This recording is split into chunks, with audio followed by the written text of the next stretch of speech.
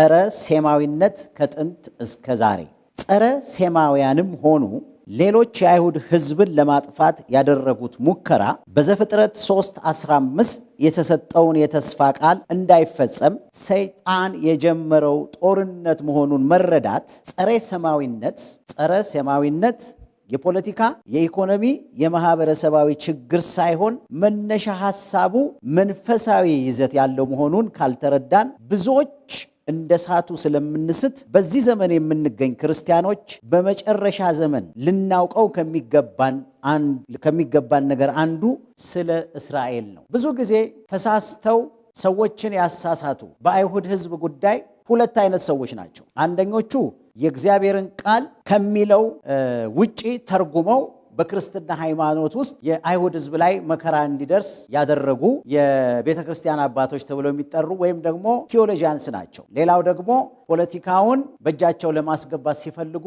ውሸት እየፈጠሩ ወይም ደግሞ ያለውን እውነት እያገነኑ በመላው ዓለም ላይ የአይሁድ ሕዝብ ብዙ በመከራ ውስጥ እንዲያልፍ አድርገዋል። በዚህም ይሁን በዛ ግን ትልቁ የአይሁድ ሕዝብ ጠላት ሰይጣን መንፈሳዊ ነው። ምክንያቱም እግዚአብሔር አምላክ በዘፍጥረት 3:15 ላይ ከሴቲቱ የሚወለድ ብሎ ስለተናገረ እግዚአብሔር ለአዳም ዘር ተስፋን ስለሰጠ ጠላት ዲያብሎስ እሱ ግን ለዘላለም ስለተፈረደበት ያንን የተስፋ ቃል ለማስቀረት ያላደረገው ሙከራ የለም። በተለይ አብርሃም ከተጠራ በኋላ በግልጽ ይከታተለው ጀመር። ይሄንን መነሻ አድርገን ነው ማሰብ ያለብን። ለአንዳንድ ሰዎች የእስራኤል ጉዳይ የ75 የ77 ዓመት ጉዳይ አይደለም። ያ ቢሆን ኖሮ ዛሬ እንደሚባለው የፍልስጤም ጉዳይ ብቻ ቢሆን ኖሮ እስራኤል እንደገና ሀገር ከመሆኗ በፊት ይሄ ሁሉ መከራ ለምን ደረሰባት? በአውሮፓ ኢቨን በዚህ ሀገር በመላው ዓለም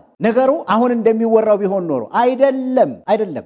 ጠላት ዲያብሎስ የመሲሁን መምጫ መንገድ እየተከታተለ ለማስቀረት ሞከረ። መሲሁ ከመጣ በኋላም ሪቬንጅ ነው የያዘው። ስለዚህ ይሄንን ጠንቅቀን እንድናውቅ ያስፈልጋል ወገኖቼ። አለበለዛ በጣም በሚያሳዝን ስህተት ውስጥ እንገባለን። ቅድም ፓስተር ስትለን እንደነበረ አሁን the last 5-6 years በምዕራብ ሀገር በተለይ በጣም በሚያስደንቅ አይነት ሁኔታ እንደገና ይሄ ጥላቻ እያገረሸ ስለሆነ መቼስ የሰው ልጅ ችግር ወገኖቼ ነገሩን ከማጣራት ይልቅ ብዙ ሰው የደገፈው ነገር ሁሉ እውነት ነው የሚመስለን። በቃ ብዙ ሰዎች ተሰብስበው ሰልፍ ከወጡ ለምንድን ነው የወጡት ብለን እንኳን አንጠይቅም። አንዳንድ ጊዜ ሰልፉን ተቀላቅለን ነው የምንሄደው። በመጽሐፍ ቅዱስ ውስጥም እንደዚሁ ነው። ብዙ ጊዜ ማጆሪቲ የእግዚአብሔርን ሐሳብ ሲስት ነው የምናየው። ስለዚህ ወገኖቼ ከዚህ በፊት የክርስቲያኑ ዓለም ክርስቲያን የሚባለው ያደረሰው በደል በእኛ ዘመን እንዳይደገም አሁን በዚህ በመጨረሻ ዘመን ያለን አገልጋዮች አንዱ በእስራኤል ጉዳይ ላይ ክትትል እያደረግን እንድናጸልይ ከዛም ደግሞ ሕዝባችንን እንድናስተምር ከእግዚአብሔር ቃል ጋር እንድንቆም ወገኖቼ ልጠይቃችሁ እወዳለሁ። እኔ ይሄንን ወስኛለሁ፣ ይሄንን መርጫለሁ። እያንዳንዳችን እንደ እግዚአብሔር ቃል እንድናደርግ እግዚአብሔር ኤክስፔክት ያደርግብናል ብዬ አምናለሁ። ስለዚህ አሁን ነገር እየተለዋወጠ ሲሄድ አንዱ በመጨረሻው ዘመን ልንከታተለው የሚገባው የእስራኤልን ጉዳይ ነው። ብዙ ጊዜ እዚህ ሀገር ላይ ይሰማሉ። ብዙ ሰዎች 666 የሚለውን ቁጥር ወስደው መቼስ እዚህ ሀገር በጣም ብዙ ነው ስለ 666 የሚነገረው። ከዛ በላይ ግን እግዚአብሔር እንድናውቅ የሚፈልገው ከእስራኤል ጋር በተገናኘ መንገድ ስላለው ጉዳይ ነው። ስለዚህ ወገኖቼ በመጨረሻው ዘመን የሚሆነው ነገር ሁሉ እየተጠቀለለ ሲሄድ ወደንም ጠላንም ከፊዚካል እስራኤል ጋር ከሀገረ እስራኤል ጋር ስለሚገናኝ ይሄንን እንድናስብ ላሳስባችሁ እፈልጋለሁ። የዚህ አንቲሴሚቲዝም ጉዳይ አዲስ ነገር እንዳልሆነ ላነሳላችሁ እፈልጋለሁ። በመጀመሪያ መግቢያዬ ላይ እንዳልኩት ጸረ ሴማዊነት ከጥንት እስከ ዛሬ። እስቲ ከጥንት እንዴት ነበር ይሄ ነገር? የእግዚአብሔር ቃል ምን ይላል? ዘጸአት ምዕራፍ 1 ቁጥር 22 ላይ እንደዚህ የሚል ነገር እናገኛለን። እንደዚህ የሚል እግዚአብሔር ቃል ተጽፏል። ፈርዖንም የሚወለደውን ወንድ ልጅ ሁሉ ወደ ወንዝ ጣሉት፣ ሴት ልጅ ሁሉ ግን በሕይወት አድኗት ብሎ ሕዝቡን አዘዘ ይላል። ፈርዖን ይህንን ትእዛዝ ሰጠ። ወንዱን ሁሉ አጥፉ። ከዛ ጊዜ ጀምሮ በዚህ ሕዝብ ላይ የተነጣጠረ የማጥፋት ዘመቻ ሲካሄድ ነው የኖረው። ወንዱን ሁሉ አጥፉ አለ። ለምን? ምናልባት አሁን እኛ ያለን አይነት መረዳት በሙላት ላይኖረው ይችላል። ነገር ግን አንድ የተለየ ነገር በዛ ሕዝብ ላይ እንዳለ ስለገባው ወንዶቹን አጥፉ ብሎ ፈርዖን ትእዛዝ ሰጥቶ ከዛ በኋላ መጽሐፍ ቅዱሳችሁን የምታውቁ ሰዎች በምን አይነት መንገድ እስራኤል ከፈርዖን ቀንበር እንደተላቀቀ ብዙዎቻችን እናውቃለን። ዛሬ መጽሐፍ ይዤ ስለመጣው ይሄንን ከመጽሐፍ ቅዱስ እንደ መግቢያ ተጠቅሜ በዋነኛነት በዚህ ህዝብ ላይ የደረሰውን ሰቆቃ እንድናይ ስለምፈልግ ከፈርዖን ጋር በተያያዘ ይሄን ያክል ብዙ ነገር ማለት አልፈልግም። ሁለተኛ በጣም የሚያስገርማችሁ ሰው በመጽሐፍ ቅዱስ ውስጥ ተገልጾ የምታዩት መጽሐፈ አስቴር ላይ ነው። መጽሐፈ አስቴር ሁልጊዜ ጠጋ ብዬ ሳነበው ያስገርመኛል። ሃማ እንዴት እንደተቆጣና ነገሩን ከአንድ ግለሰብ እንዴት በአንድ ህዝብ ላይ ሊያደርገው እንደፈለገ መጽሐፍ ቅዱሳችን ይነግረናል። መጽሐፈ አስቴር ምዕራፍ 3 ላይ በሚያስገርም አይነት ሁኔታ ይሄ ታሪክ ተጽፎልን እናገኛለን። ከዚህም ነገር በኋላ ንጉሡ አርጤክስስ የአጋጋዊውን የሐማዶቱን ልጅ ሃማን ከፍ ከፍ አደረገው፣ አከበረውም። ወንበሩንም ከእርሱ ጋር ከነበሩት አዛውንት ሁሉ በላይ አደረገለት። ንጉሡም ስለ እርሱ እንዲህ ሲል አዞ ነበርና በንጉሡ በር ያሉት የንጉሡ ባሪያዎች ሁሉ ተደፍተው ለሃማ ይሰግዱ ነበር። ምክንያቱም ንጉሥ ነው ያዘዘው። አሁን ተመልከቱ፣ መርዶክዮስ ግን አልተደፋም፣ አልሰገደም። በንጉሡም በር ያሉትን የንጉሡን ባሪያዎች መርዶክዮስን የንጉሡን ትእዛዝ ለምን ትተላለፋለህ አሉት። ይህንንም ዕለት ዕለት እየተናገሩ እርሱ ባልሰማቸው ጊዜ አይሁዳዊ እንደሆነ ነግሯቸው ነበርና የመርዶክዮስ ነገር እንዴት እንደሆነ ያዩ ዘንድ ለሃማ ነገሩት። አሁን ሃማም መርዶክዮስ እንዳልተደፋለት እንዳልሰገደለትም ባየ ጊዜ እጅግ ተቆጣ። ይሄ በመርዶክዮስና በሃማ መካከል የተፈጠረው ነገር ወገኖቼ ለመርዶክዮስ አንድ እምነቱ የማይፈቅድለት ነገር ስለሆነ ነው እንጂ አለቃውን ላለማክበር አይደለም። አለቃውን ላለማክበር አይደለም። ከአምልኮ ጋር በተገናኘ ለእግዚአብሔር የሚሰገድ ብቻ መሆኑን ስለሚያውቅ መርዶክዮስ ሬበል ለመሆን ለማመፅ አይደለም። እኔም የምሰግደው ለአምላኬ ነው፣ ለሰው አልሰግድም ማለቱ። ስለዚህ ሃማ ንጉሥ ስላከበረው ከሰው በላይ የሚገባውን ክብር ለአምላክ ብቻ የሚገባውን ክብር ስለፈለገ በመርዶክዮስ ላይ ተናደደ። ከዛ የሃማን እርምጃ እያየን እንሄዳለን ወገኖቼ። ሃማም መርዶክዮስ እንዳልተደፋለት እንዳልሰገደለትም ባየ ጊዜ እጅግ ተቆጣ። የመርዶክዮስንም ወገን ነግረውት ነበርና ተመልከቱ፣ አሁን የመርዶክዮስን ወገን ነግረውት ነበርና በመርዶክዮስ ብቻ እጁን ይጭን ዘንድ በዓይኑ ተናቀ። አያችሁ፣ ኢሹ ከግለሰብ ጋር ነው። ነገር ግን ጥላቻው ስር የሰደደ ስለሆነ ይሄ ሰውዬ አውቶማቲካሊ አይሁድ መሆኑን ሲያውቅ አንድ የሚሰማው ነገር እንዳለ ለመገመት ይችላል። በማህበረሰብ ውስጥ የሚወራ ነገር አለ፣ እስከ ዛሬ ድረስ የሚወራ ይሄ ህዝብ አመፀኛ ነው የሚል፣ ይሄ ህዝብ ከሌሎች ህዝብ የተለየ ህግ አለው የሚል። ኦፍኮርስ የተለየ ህግ አለው። ለአምላኩ የሚሰጠውን ክብር ይሰጣል፣ ለሰው የሚሰጠውን ክብር ይሰጣል። አንዳንድ ሰው ለአምላክ የሚሰጠውን ክብር ለሱ ስለሚፈልግ ከዛ እግዚአብሔርን ከሚያመልኩ ሰዎች ጋር ችግር ውስጥ ይገባል ማለት። ስለዚህ ወገኖቼ የመርዶክዮስ ወገን ነግረውት ነበርና በመርዶክዮስ ብቻ እጁን ይጭን ዘንድ በዓይኑ ተናቀ። ሃማም በአርጤክስስ መንግስት ሁሉ የነበሩትን የመርዶክዮስን ህዝብ አይሁድን ሁሉ ሊያጠፋ ፈለገ። የሚያስገርም ነው። ይሄ የማጥፋት ዘመቻ ጥንት ነው የተጀመረው። ዛሬም አንዳንድ ታጋዮች ነን የሚሉ በትግል ማኒፌስቶቸው ላይ ሙሉ በሙሉ እስራኤልን እናጠፋለን ብለው ጽፏል። ስለዚህ ከዛ ጊዜ ጀምሮ የነበረ ምኞትና ከዛ ጊዜ ጀምሮ የነበረ ጥላቻ ነው። ሰዎቹ ነው የሚሞቱት፣ ሰዎቹ ነው የሚቀያየሩት። ጠላት ዲያብሎስ ግን ጊዜው ደርሶ ከአዳም ዘር ጋር ያለው ጉዳይ በክርስቶስ ኢየሱስ መምጣት እስከሚዘጋ ድረስ ይሄን ጥላቻውን ይቀጥላል። ሰይጣን የማይወደው አይሁድና ዳግመኛ የተወለደን ሰው ነው። በጣም ይጠላል ሰይጣን። ስለዚህ ኦፍኮርስ ሁሉንም አይወድም። ነገር ግን እነዚህ በራሳቸው በተሰጣቸው መንገድ የእግዚአብሔርን መንግስት እያገለገሉ የእግዚአብሔርን የቃል ኪዳን አምላክ መሆኑን እያሳዩት ስለሚሄዱ በተለየ መንገድ ሊያጠፋቸው ሁልጊዜ በተለያየ መንገድ ሰዎችን ይጠቀማል። ስለዚህ ሁሉ የነበሩትን የመርዶክዮስን አይሁድን ሁሉ ሊያጠፋ ፈለገ። በንጉሱም በአርጤክስስ በ12ኛው ዓመት ከመጀመሪያ ወር ከኒሳን ጀምሮ በየዕለቱና በየወሩ እስከ 12ኛው ወር እስከ አዳር ድረስ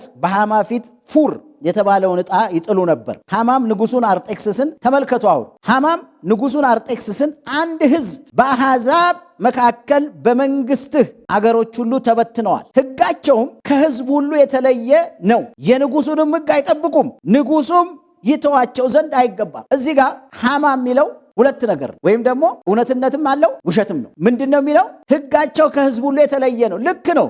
ሕጋቸው ከሕዝቡ የተለየ። ምክንያቱም እግዚአብሔር አምላክ አብርሃምን ከጠራ በኋላ በተለይ በሙሴ አማካኝነት ሕግ ከተሰጣቸው በኋላ ሕጋቸው በዛ ዘመን ከሚኖሩ ሕዝቦች መካከል ተለይቷል። የሰማይን ሕግ ተቀብለዋል። በዛ ዘመን የሚኖረው አረማዊ ጠቅላላ የራሱ ሕግ አለው። አንዳንዱ ፀሐይ ነው የሚያመልከው፣ አንዳንዱ ዛፍ ነው የሚያመልከው፣ አንዳንዱ ወንዝ ነው የሚያመልከው፣ አንዳንዱ ዘንዶ ምናምን ነበር የሚያመልኩት። ስለዚህ በዛ ዘመን የነበረው ሰው የሚባለው ፍጡር በገባው መንገድ አምላክ ለመሰለው ይሰግዳል። እነሱ ደግሞ እውነተኛው አምላክ ተገልጦላቸው ሕግ ስለሰጣቸው ሕጋቸውን ያከብራሉ። ነገር ግን ሃማ በጣም በሚያስገርም አይነት መንገድ ይሄንን እንዴት አጣሞ ወይም ደግሞ ኤግዛጁሬት አድርጎ ንጉሱን እንደሚያነሳሳው የሚያሳየን ቃል ምንድን ነው? ከሕዝቡ ሁሉ የተለየን የንጉሱንም ሕግ አይጠብቁም። አሁን ይሄ ውሸት ነው። እነዚህ ሰዎች በተበተኑበት አገር እንደውም እንደ አይሁድ ጸጥና ዝግብ የሚኖር ሰው የለም። እውነቱ ይሄ ነው። ያላቸውን ታለንት እየተጠቀሙ ያላቸውን የተፈጥሮ ችሎታ እየተጠቀሙ አንዳንድ ጊዜ ከሚበዛባቸው ፕሬዠር የተነሳ ስራ እየፈጠሩ የሚኖሩበትን ሀገር ያገለግላሉ፣ ግብር ይከፍላሉ እንጂ ሃማ እንዳለው አይደለም። ይሄ ውሸት ዛሬም ለዘመናት እየተዋሸ ነው እዚህ ድረስ የደረሰው። ለዘመናት እየተዋሸ ምን ይለዋል? የንጉሱንም ሕግ አይጠብቁም፣ ንጉሱም ይተዋቸው ዘንድ አይገባውም። በዚህ ዘመን ቋንቋ ዛሬ ብዙ ሰዎች እንደሚሉት እስራኤላዊ አይሁዳዊ መጥፋት አለበት ብለው በተለያየ መንገድ የሚናገሩ የሃማ አይነት ድምፅ እያስተጋቡ ያሉት መንፈሱ አንድ ስለሆነ አሁን ምንም ያላሰበውን ንጉስ እሱ የራሱ ኢጎ ስለነበረው አልሰግድልህም ያለው አላከብርህም፣ አለቃዬ አይደለህም፣ ያንተን ከፍ ማለት መክበር አልቀበልም አይደለም ያለው። እኔ ጌታ አለኝ፣ አምላክ አለኝ፣ ለአምላኬ ነው የምሰግደው፣ አንተን ግን ባለቃነቴ ላከብርህ ይችላለሁ ነው። ይሄ ነው ክላሽ ያደረገ። ይሄ ሰውዬ ግን ጠላት ዲያብሎስ በውስጡ ገብቶ በዚህ ህዝብ ላይ ያለውን ጥላቻ ሊፈጽምበት መንገድ አገኘ። ስለዚህ ወገኖቼ ንጉሱም ቢፈቅድ እንዲጠፉ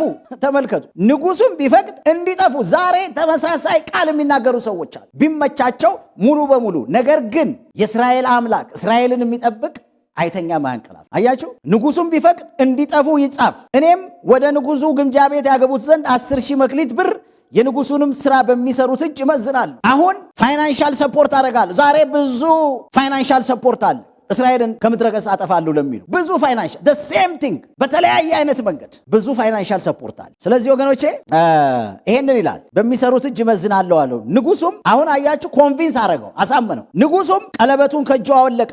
ለአይሁድም ጠላት ለአጋጋዊው፣ አሁን ይኸው ለመርዶኪዎስ ጠላት አይደለም ለአይሁድም ጠላት ተቀየረ፣ ሙሉ በሙሉ ተቀየረ። አሁን ይሄ ንጉስ በዚህ ሰው ሐሳብ ዲሲቭ ሆነና ሙሉ በሙሉ ሽፍት አደረገ። ዛሬም በዚህ ዘመን ሳያጣሩ ከየትኛው ሚዲያ ይስሙት ጠቅላላ በህዝብ ላይ ጥላቻ ያለባቸው ሰዎች አሉ። ነገር ግን በሃማ የሰራ በዚህ ዘመን በተለያዩ ሚዲያዎች ይሰራል፣ በምሁራኖች ይሰራል፣ በፖለቲሻኖች ይሰራል።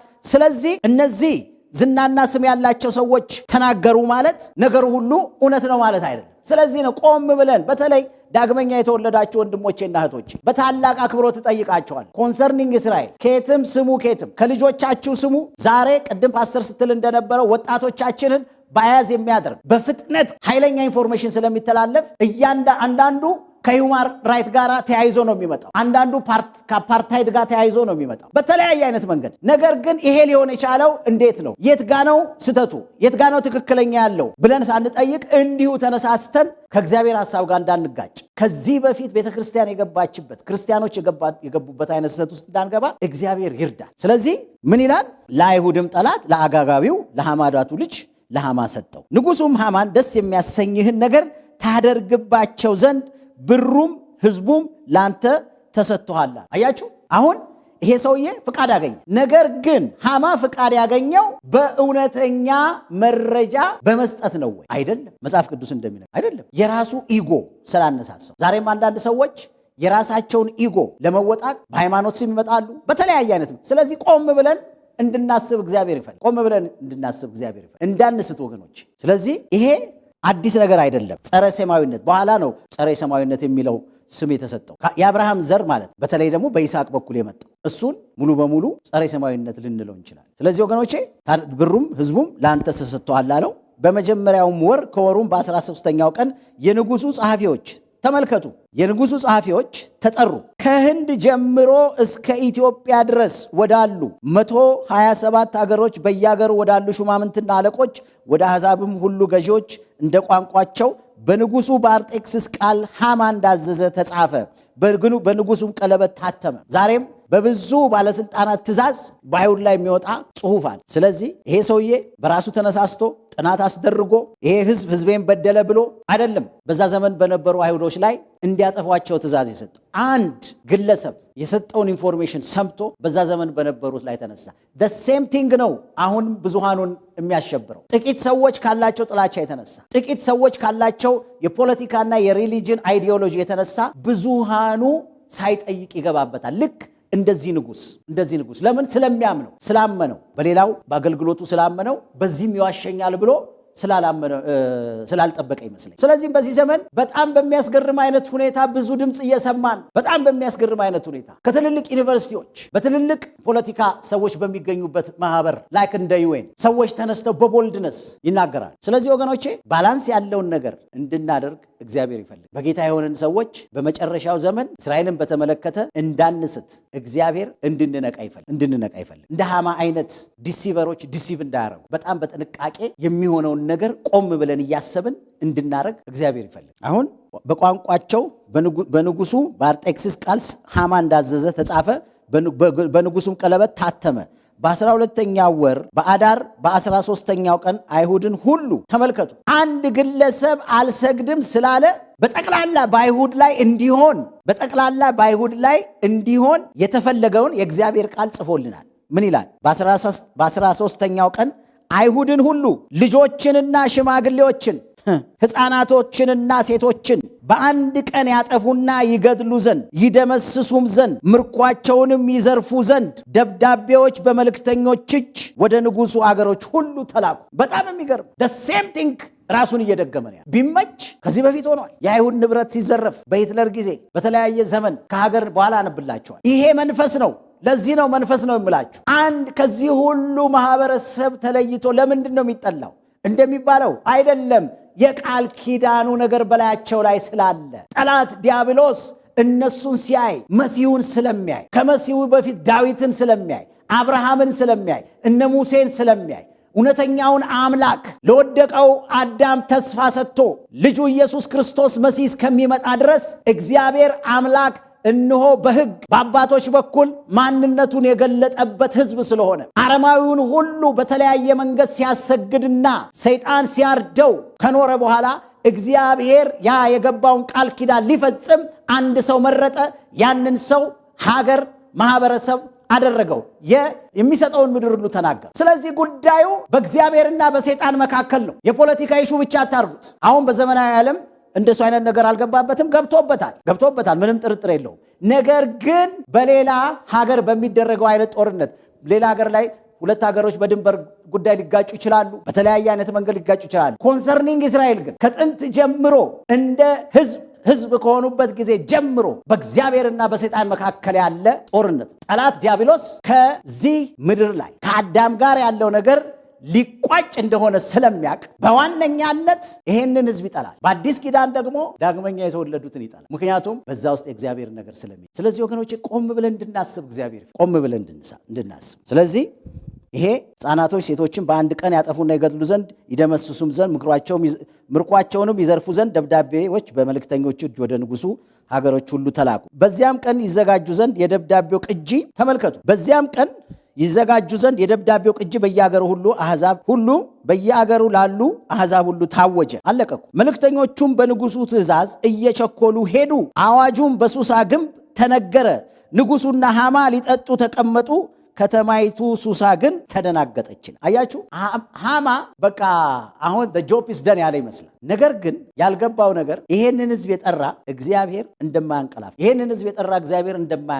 የአይሁድን ህዝብ ሊቀጣው ሲፈልግ እግዚአብሔር ራሱ ይቀጣዋል እንጂ የእግዚአብሔር ፍቃድ ያልሆነ ጥፋት እንዲደርስበት እግዚአብሔር አይፈልግም። ወደ ጣዖት ሲገቡ በተለያየ ጊዜ ራሱ በትኗቸዋል። ቢበትናቸው እንኳን በዛ ሆኖ እግዚአብሔር ክብሩን ገልጧል። እነ ዳንኤል፣ እነ ሕዝቅኤል፣ እነ መርዶኪዎስ ብዙ ከራሳቸው ከህዝባቸው አልፈው ለኖሩበት ሀገር በረከት ሆነው ኢንክሉዲንግ ዮሴፍ። ስለዚህ የእስራኤል ጉዳይ የአይሁድ ህዝብ ጉዳይ መንፈሳዊ ነው የምላችሁ ለዚህ መንፈሳዊ ነው። እንዲሁ በሰዎች ሂደት የተፈጠረ ሀገር አይደለም። ከህዝቡ ለይቶ በዓለም ላይ ካሉ ህዝቦች ሁሉ እግዚአብሔር በቃሉ ቦታ የሰጠው ህዝብ ነው። እውነቱ ይሄ ነው። ሌላ ሀገር መለኮት ስፍራ ይሄ ነው ብሎ አልጻፈልንም። በተለያየ አይነት መንገድ ኔሽኖች ተፈጥረዋል። ይሄ ህዝብ ግን እግዚአብሔር ከየት እንዴት እስከ ድረስ እንደሆነ ተናግሮታል፣ አስገብቶታል። ራሱ ደግሞ እንዲበተን አድርጎታል። እንደገና ማንም ህዝብ ባልመጣበት መንገድ ከ2000 ዓመት በኋላ አምጥቶታል። ይሄ እኮ ራሱ የሚያስገርም ነው። ከዚህ ሁሉ ዘመን በኋላ እንደገና ኦፍኮርስ እግዚአብሔር በሰው ነው የሚጠቀመው። በዘመኑ የነበሩትን ፖለቲሻን ኮንሰርናቸውን ሰምቶ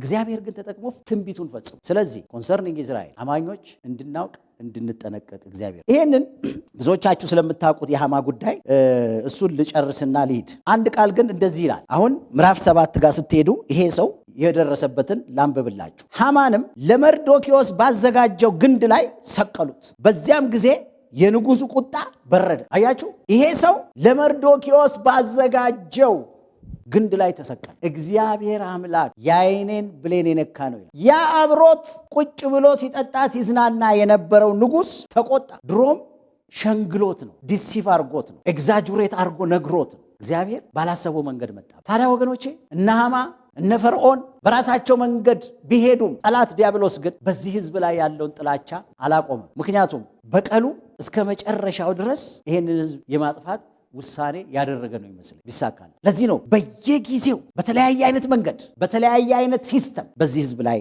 ሲነሳ ይኖር። አሁን ከመጽሐፍ ቅዱሳችን አልፈን አንዳንድ ነገሮችን እንድናይ ይሄንን አነሳላቸዋለሁ። በቅርብ ጊዜ የሚወጣ በማይክል ብራውን የተጻፈ መጽሐፍ ነው። ይሄ መጽሐፍ our hands are stained with blood ይላል እና እጆቻችን በደም ጨቅይተዋል ወይም ደግሞ እጃችን በደም ጨቅይቷል በሚል ወደ አማርኛ ተመልሶ አሁን ለህትመት ይወጣል። ከዚህ መጽሐፍ ላይ እንዴት አንዳንድ የቀድሞ የቤተ ክርስቲያን አባቶች በአይሁድ ህዝብ ላይ እንደ እግዚአብሔር ቃል ያልሆነ ነገር አስተምረውና ተናግረው ክርስቲያኖችና አይሁዶችን እግዚአብሔር ባልፈቀደው መንገድ የእግዚአብሔር ቃል ባላዘዘው መንገድ ጳውሎስ ሮሜን ከምዕራፍ 9 10 11 3 ቻፕተር የጻፈውን ጉዳይ እንዴት እንደዘነጉት አላቅም።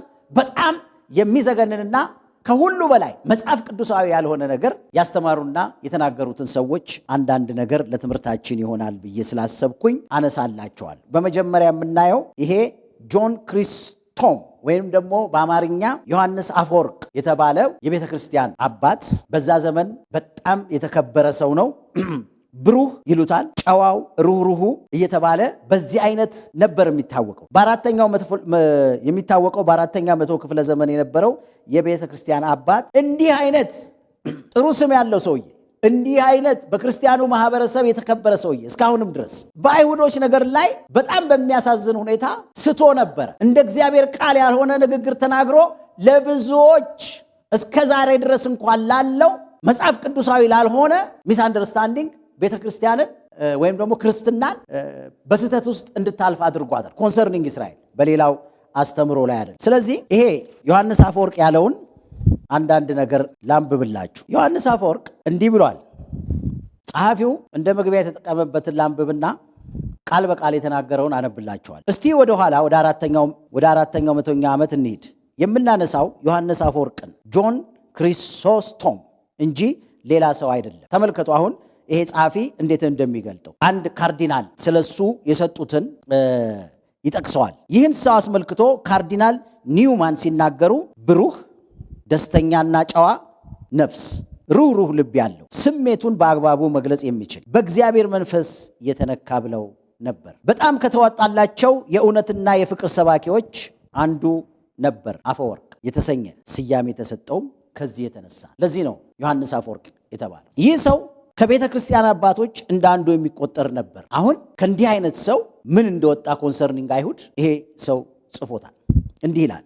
ይሁን እንጂ ለአይሁድ ሕዝብ ሲሆን ርኅራሄው፣ ንቁነቱና ጨዋነቱ ሁሉ ይጠፋል። ዮሐንስ አፈወርቅ እንደሚለው ተመልከቱ። አሁን አይሁድና ሃይማኖታቸውን የሚያመልኩበትን ስፍራ በምን አይነት መንገድ እንደገለጸው። ምኩራባቸው ከሴተኛ አዳሪዎች ቤት የባሰ ነው። የወሮ በሎችና የአራዊት ዋሻ ነው። መናፍቃን የሚስተናገዱበት የአጋንንት መቅደስ፣ የሽፍቶች የዘማውያንና የዳቢሎስ መጠለያ ነው። የአመፀኛ አይሁድ ጉባኤ፣ የክርስቶስ ገዳዮች መሰብሰቢያ፣ ከመሸታ ቤት የባሰ አጸያፊ የሌቦች መሸሸጊያ፣ የምግባረ ብልሾች መደበቂያ ቤት፣ የርኩሰት ማደሪያ፣ የዲያብሎሶች መሸሸጊያ፣ ወደ ጥፋት የሚያደርስ ገደል ነው። ይህንን ነው ስለ አይሁዶች የተናገረው።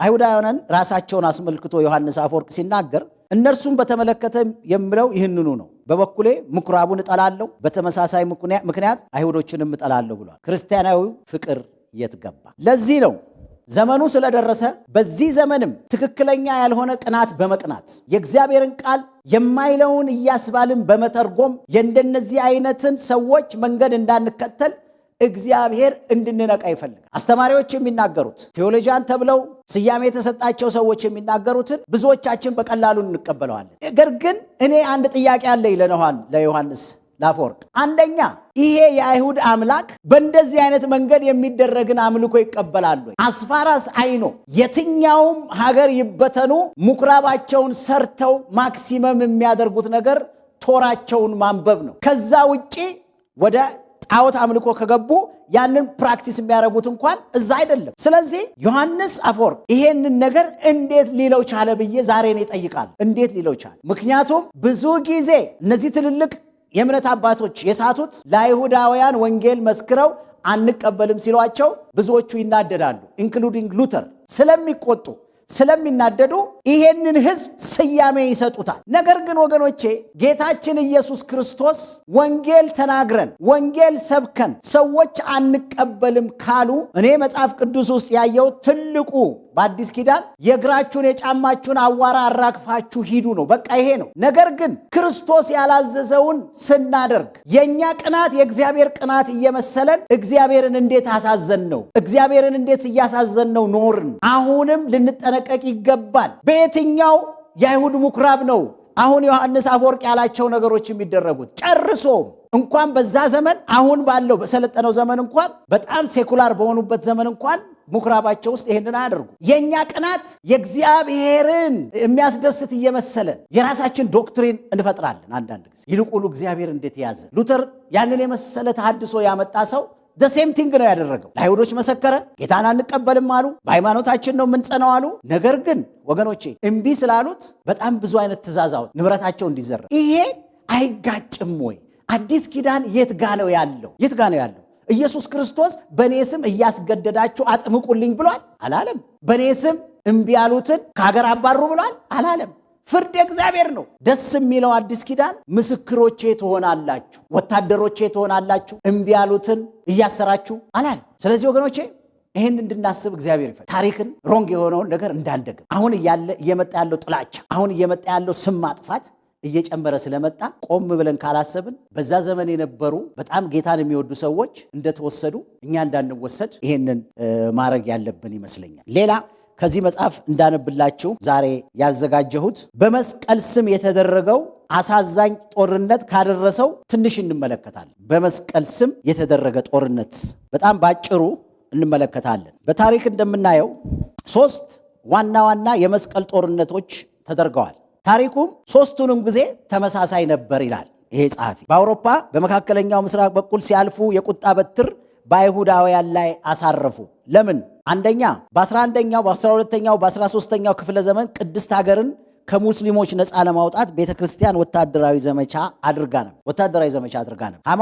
ሃይማኖታዊ ጉዞ የሚያደርጉ ሰዎች መጉላላታቸውን፣ የተቀደሱ ቦታዎችን እንዳይጎበኙ ማገዳቸውን መስማታቸው የአውሮፓ ክርስቲያኖችን በጣም አሳስቧቸው ነበር። ከዚህም የተነሳ አንዳንዴ በጳጳሱ ትእዛዝ፣ አንዳንዴ በብዙሃኑ ተነሳሽነት ብዛት ያለው ክርስቲያን ሰራዊት ተደራጀ። ለቤተ ክርስቲያን ክብር ሲባል የሚንቀለቀል እሳት ነበልባል ተቀጣጠለ። ያላመኑ አይሁድ የጥቃቱ ኢላማ ሆኑ ይላል። ተመልከቱ። አሁን እነዚህ በዛ ዘመን ይሄንን ያደረጉ ሰዎች ምንድነው ብትሏቸው ለእግዚአብሔር ቀንተን ነው ወይም ደግሞ ቅዱስ ቦታዎቻችን ስለተያዙ ነው በሙስሊሞች ስለተያዙ ነው ብለው ሪዝን ይሰጧቸዋል። ነገር ግን በአዲስ ኪዳን በእንዲህ አይነት መንገድ የኔን ስፍራ ነፃ አውጡ ብሏል ወይ አላለም። ሰዎች ግን በክርስትና ስም ይሄን አድርገዋል። አሁን ለምሳሌ ይሄ በአይሁዶች ምሕረት የለሹ ሰራዊት እየተባለ የሚጠራው በአውሮፓና በመካከለኛው ምስራቅ በኩል ሲያልፍ የቁጣ በትሩን አይሁዳውያን ላይ ያሳረፈ ይላል። በአንድ ወቅት ምኩራቡን በእሳት አቀጣጥለውበት ነበር። ውስጡ የነበሩ አይሁዳውያን እየነደዱ ያለ እነርሱ ግን ተመልከቱ፣ ሰዎቹ እዛ እነሱ ያነደዱት ምኩራብ ውስጥ እንደዚህ ይላሉ፣ ክርስቶስ ሆይ ከፍ ከፍ እናደርግሃለን እያሉ በእሳቱ ዙሪያ ይዘምሩ ነበር። ሰው አቃጥሎ በምኩራብ ውስጥ ያሉትን ሰዎች እያቃጠለ እነሱ ምን ብለው ይዘምራሉ? ክርስቶስ ሆይ ከፍ ከፍ እናደርግሃለን። ከአዲስ ኪዳን ጋር የሚጋጭ በመስቀል ስም በእሳቱ ዙሪያ ይዘምሩ። ይህ በአይሁዶች ልብ ውስጥ ሊጠፋ የማይችል ጠባሳ ጥሎ አልፏል። የመስቀል ጦረኞች ልብሳቸው ላይ የመስቀል ምልክት አስለጥፈው ነበር። ያለፈውን ታሪክ ለሚያውቁ አይሁድ የመስቀል ጦርነትን መስቀል የማይገናኙ ነገሮች ናቸው። አሁን ተመልከቱ። ግንቦት 3 በ1096 የመስቀል ጦረኞች ጀርመን ስፔር ውስጥ የነበረ አንድ ምኩራብ ከበቡ። ሰብረው መግባት ሲያቅታቸው ከምኩራብ ውጭ ያገኟቸው አይሁዳውያንን በማጥቃት 11ዱን ገደሉ። የቀረው ምርጫ ክርስትናን መቀበል ወይም መገደል ነበር። ክርስትናን ከመቀበል ይልቅ ሞትን የመረጠች አንድ ሴት ሌሎችንም ሰማዕትነትን፣ ሞትን እንዲቀበሉ መንገድ ከፈተች። አሁን ይሄንን የምነግራቸው የት ጋ ነው የታዘዝነው? ይሄ ሃይማኖተኝነት ነው። መንፈስ ቅዱስ የሌለበት የእግዚአብሔር ቃል እንደ እግዚአብሔር ቃል ካልተተረጎመ ሰው በሃይማኖቱ ብቻ ሲቀና እንደነዚህ አይነት እርምጃዎች ነው የሚወስዱ። ለዚህ ነው ወደ እንደዚህ አይነት ነገር እንዳንመለስ ዘመኑ እየከፋ ስለሆነ በጥንቃቄ እንድንዘጋጅ እንድናውቅ እግዚአብሔር የሚፈልግ። ሐምሌ 15 1099 ኢየሩሳሌም ከተማ ስትያዝ እዚያ የነበሩ አይሁድ ከሙስሊም ጎረቤቶቻቸው ጋር ራሳቸውን መከላከል ጀመሩ። በመጨረሻም በአቅራቢያው በነበረ ምኩራብ ውስጥ ተጠለሉ። ብዙም ሳይቆዩ ምኩራቡ በእሳት ጋየ። ከዚያም ይህ ነው የማይባል ጭፍጨፋ ተካሄደ። የተረፉትን በባርነት ተሸጡ። በኢየሩሳሌም የነበረ አይሁድ ማህበረሰብ በሙሉ በዚህ መልኩ አለቀ። ለብዙ ዓመታትም እንደገና ሳይቋቋም ኖረ ይላል። ደጋግሜ ማነሳው የፖለቲካ ኢሹ የለውም፣ ምንም የለውም። ያለው ሃይማኖት፣ ያውም ክርስቲያኖች ያልታዘዙትን ያደረጉ ክርስቲያኖች። እግዚአብሔር ባላዘዘን መንገድ ለምናደርገው በስሙ ለምናደርገው በእኛ ላይ ያዝናል እንጂ ተኛ ጋር ተባብሮ የሚያደርገው ነገር የለም። መጋቢት 16 17 1190 ኢንግላንድ ውስጥ አሰቃቂው ጭፍጨፋ የተደረገው ዩፒክ በሚባል ቦታ ነበር። ይኸው አይሁዳውያን ተመልከቱ። ቅድም እንዳልኳችሁ ዛሬም ልክ እንደዚህ አይነት ስቶሪ ክሬት ይደረጋል። ይሄ እንግዲህ 1190 አይሁዳውያን የአይሁዳውያን ዕዳ የነበረባቸው ባላባቶች ራሳቸውን ከዕዳ ነፃ ለማድረግ አጋጣሚውን ተጠቀሙበት።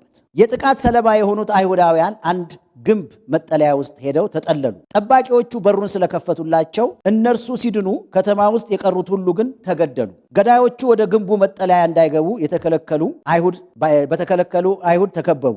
ከዛ የሚያበልጡበት ምንም መንገድ አለመኖሩን የተረዳው ረቢ የሞት መጋቢት 16 በፋሲካ ዋዜማ የክርስቲያን ጥምቀትን ከመቀበል ይልቅ ራሳቸው እንዲያጠፉ አብረውት ለነበሩት ተናገረ። በመጀመሪያ ንብረታቸውን በሳት አቃጠሉ። ከዚያም ተራ በተራ እርስ በርስ ተገዳደሉ። በዚህ መልኩ 150 ሰዎች ሞቱ። ከዚያ የተረፉት ጥቂቶች እንጠመቃለን በማለታቸው በቁጣ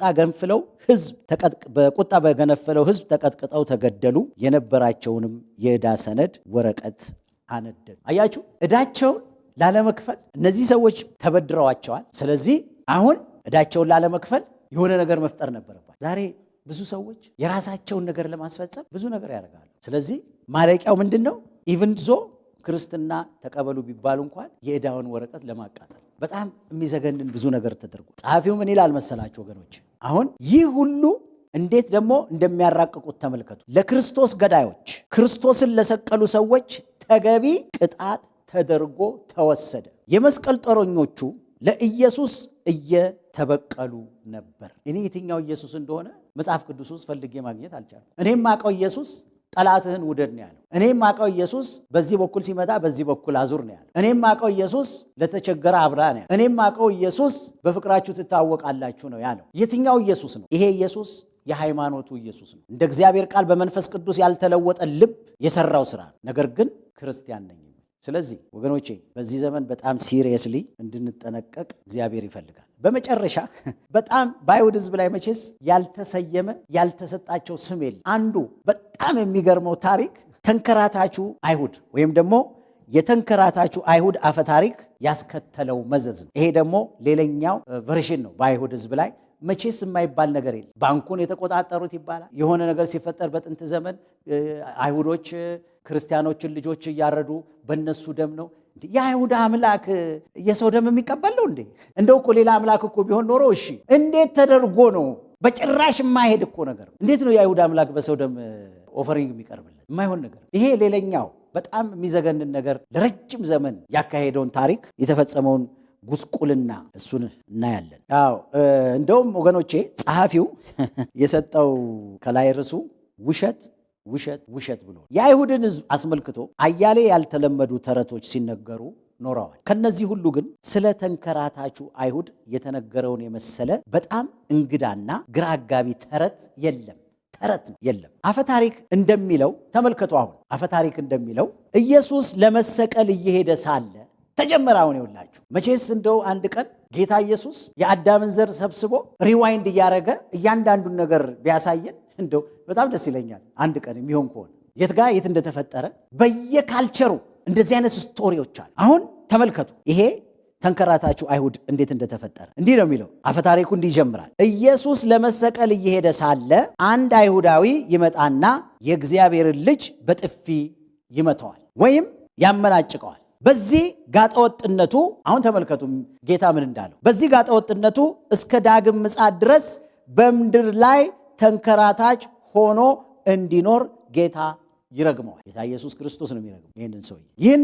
ይህም ምንም ጉዳት የሌለው ተረት ይመስላል። በመካከለኛው ዘመን አውሮፓ የነበሩ ብዙ ሰዎች ይህንን ተረት ከልባቸው አምነው ነበር። አያችሁ፣ ምስኪን ሰዎች ይህንን አምነው ነበር። ለምን? ጌታን ስለሚወዱት። ብዙሃኑ ከነዛ ክፉ ሰዎች የሚመጣውን ነገር ሰምቶ ይወሰዳል እንጂ ብዙሃኑ የእንዲህ አይነት የተንኮል ሐሳብ ጸንሶ አይወልድም። እንደነዚህ አይነት ግን ጥቂት ሰዎች አእምሯቸው ለሰይጣን አስተላልፎ የተሰጠ በየማህበረሰብ ውስጥ ታሪክ ፈጥረው ብዙ አይነት ችግር ይፈጥራል። ስለዚህ ምንድን ነው የሚለው? ይህንን ተረት ከልባቸው አምነው ነበር። ብዙ ጊዜም ሰዎች ከርታታው አይሁድ በአካል እንዳገኙት ተናግረዋል። ተመልከቱ፣ ያን ጊዜ ጌታ የረገመውን ሰውዬ ለዘላለም ትንከራተታለህ ያለውን እንዳገኙት ይነገራል፣ ተናግረዋል። በ1233 ጌታ ከሄደ ከ1200 ምናምን ዓመት በኋላ ማለት በአርሜኒያ ውስጥ ያልፉ ለነበሩ መናኞች ታይቶ እንደነበር ይነገራል።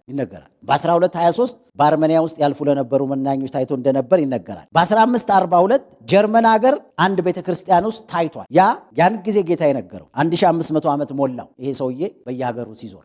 ከዚህም በላይ በ1603 ብሉቤክ፣ በ1604 በፓሪስ፣ በ1640 በብራስልስ፣ በ1642 በሊፕዚንግ፣ በ1721 በሙኒክ እንዲሁም በ1818 በለንደን ታይቶ እንደነበረ ይነገራል። ይሄንን አምነው ብዙ ምስኪኖች በእነሱ ጄኔሬሽን የነበሩትን አይሁዶች ይጠላሉ፣ ያስጨርሳል። በእውነት ጌታ ረግሞት ይሄ ሰውዬ ከነበረ ከ10 ከ9 እዛ በፊት ለምን አልታየ? እዚህ ሀገርም አንዳንድ መጽሐፎች አሉ በጣም የሚያስገርሙኝ፣ በጣም በሚገርም አይነት ሁኔታ በሃይማኖት ስም የተጻፉ ጨርሶ እግዚአብሔርን የማይገልጡ ወገኖቼ።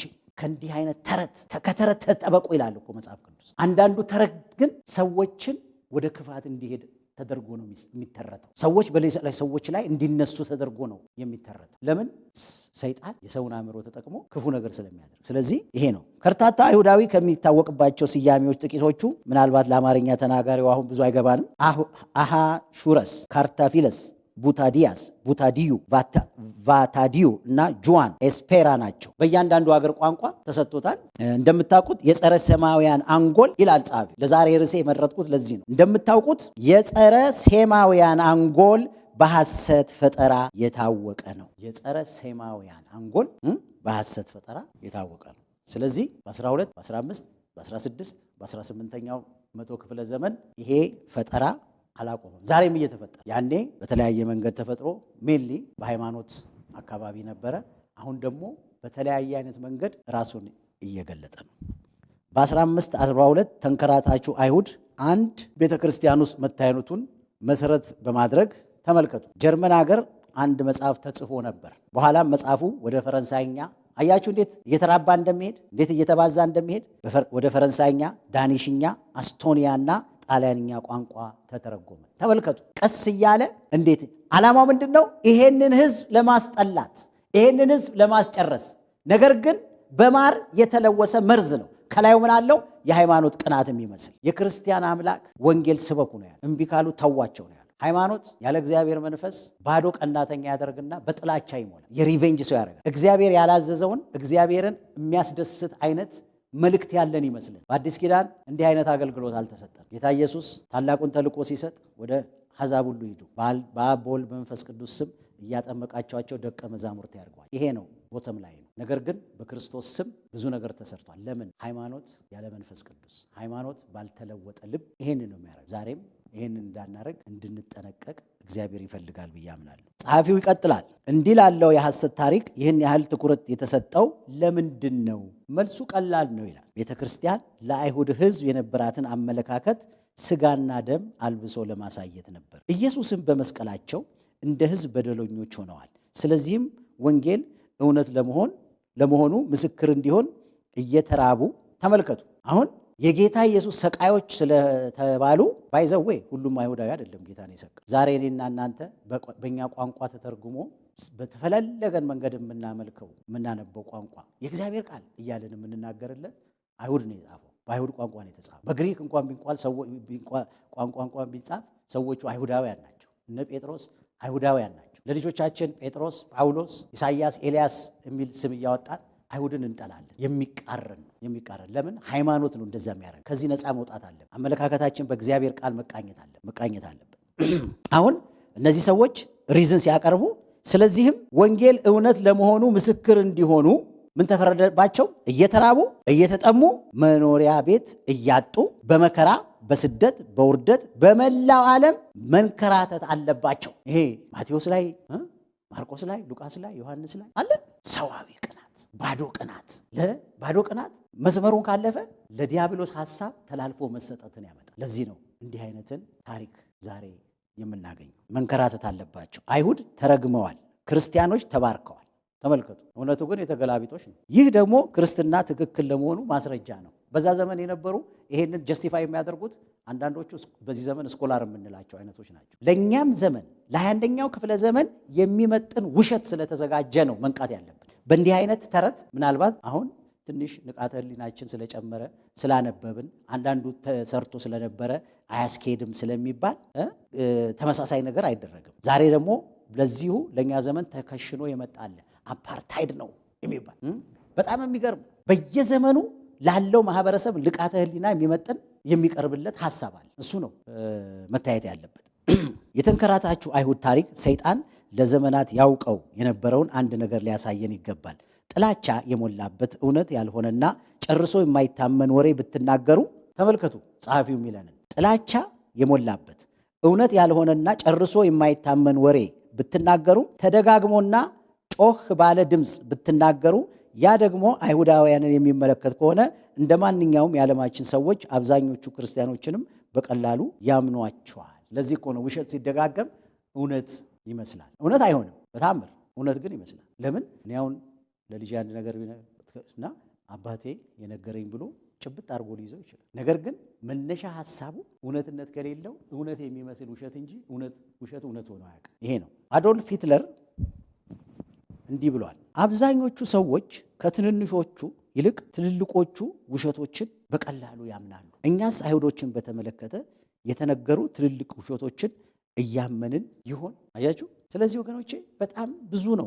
ይሄንን መጽሐፍ በቅርብ ጊዜ ታትሞ በገበያ ላይ ውላል ወደ አማርኛ ስለተመለሰ እና ይሄንን ያክል ካልኩኝ እግዚአብሔር እንደገና የዛሬ ብዙ ዓመት የታተመውን መጽሐፍ ዛሬ እንዳነብላችሁ ስለፈለግኩኝ እስከሱ ደግሞ አነባለሁ። ይሄ ከታሪክ እንማር በሚል የተጻፈ ነው እና በዚህ ደግሞ በአውሮፓ ብቻ እንዳይመስላችሁ በእኛው ሀገር የተደረገውን አንስቶ ማሳሰብ፣ ማስገንዘብ፣ ታሪክ መድገም በውሸት መወሰድ ለማይፈልጉ ሰዎች ስለሚጠቅም አነበዋለሁ። አዋጅ 1 ይሄ በኢትዮጵያ በነበሩ አይሁዳውያን ላይ የተፈጸመ ነው። አዋጅ 1 ክርስትናን ተቀብሎ የተጠመቀ የአባቱን መሬት ይወርሳል። ነገር ግን ክርስትናን ተቀብሎ ያልተጠመቀ ፈላሲ ወይም ስደተኛ ይሁን። ይህንን ያሳወጁት አፄ ይስሐቅ በ1300 እስከ 1410 የነበሩት ናቸው። ምንድን ያሉት? ክርስትናን ተቀብሎ የተጠመቀ የአባቱን መሬት ይወርሳል። ነገር ግን ክርስትናን ተቀብሎ ያልተጠመቀ ፈላሲ ወይንም ስደተኛ ይሁን። የኛ ሀገሩ ቨርሽን ይሄ ነው። አዋጅ 2 ለመስቀል አንሰግድም እምቢ ያሉ ናቸው። በእውነት አይሁድ ናቸው። የእነርሱም ቅጣት ሞት መሆን አለበት። ያገኛቸው ሁሉ በጽኑ መከራ ይቅጣቸው። አፄ ዘርዓ ያዕቆብ 1426 አያችሁ። ለመስቀል አንሰግድም እምቢ ያሉ ናቸው። በእውነት አይሁድ ናቸው። ቅድም እንዳልኩት ነው። ውሸቱ ተመሳሳይ፣ የሚፈጸምበት ሀገር ድርጊቱ ነው የሚለያዩ። አዋጅ 3 ፈላሻዎች ከይላ ተብለው እንዲጠሩና ተለይተው ለብቻቸው እንዲኖሩ። አፄ ዮሐንስ አንደኛ 1678 እንግዲህ አዋጅ 4 እነዚህ ጠቢብ ተመልከቱ፣ እነዚህ ጠቢብ የእጅ ባለሙያ አይሁዶች በእምነት በክርስትና ያልነጹ በመሆናቸው ከውሻና ከጅብ የበለጡ የረከሱ ናቸው ይላል አፄ ናውድ 1480። ይሄ ነው ታሪካችን ወይም ከታሪካችን አለ እማነሳላችሁ። ይሄ ሁሉ የተካሄደው በሃይማኖት ስም። አሁን እኔ የምጠይቀው መጽሐፍ ቅዱስ ይሄንን ይደግፋሉ? እነዚህ ሰዎች ለምን ሳቱ? ንጉሶች ናቸው። ከበስተጀርባቸው የቤተ ክርስቲያን ሰዎች እንዳሉ አምናለሁ፣ ጠረጥራለሁ። ብቻቸውን እንዲህ አይነቱን እውቀት ከአማካሪዎቻቸው ጋር መንፈሳዊ ይዘት ያለው ነገር ላይ አይደርሱም። ለምንድን ነው? ቅድም እንዳልኳችሁ ነው። የእግዚአብሔርን ቃል እንደ እግዚአብሔር ቃል በራሱ በአውዱ ካልፈታ ነው ለትልቅ ስህተት ይዳርገናል። ለትልቅ ስህተት ነው የሚዳርግ። ስለዚህ ኮንሰርኒንግ እስራኤል በዚህ ዘመን ላለን ወገኖቼ እንዳንስት። በተለያየ ሶሻል ሚዲያ ላይ ብዙ ነገሮች እየሰማን ብዙ ወጣቶች ዛሬ ሳያጣሩ በትልልቅ የአሜሪካ ካምፓስ ውስጥ ሰልፍ ይወጣሉ። መብታቸው ነው። ነገር ግን የሚናገሩት ነገር ሁሉ ትክክል ነው ወይ?